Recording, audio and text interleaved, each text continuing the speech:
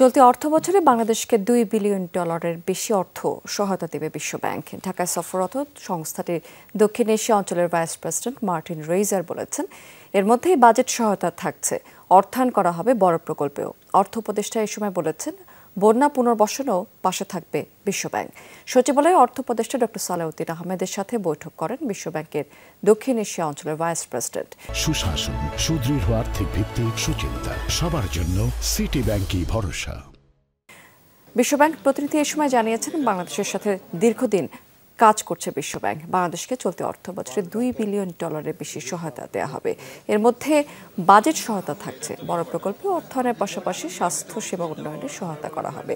অর্থ উপদেষ্টার সময় বলেছেন, বিশ্বব্যাংকের প্রতিনিধিদের সাথে ইতিবাচক আলোচনা হয়েছে। গুরুত্ব পেয়েছে বিদ্যুৎ এবং জ্বালানি খাত এবং রোহিঙ্গাদের সহায়তার প্রসঙ্গ।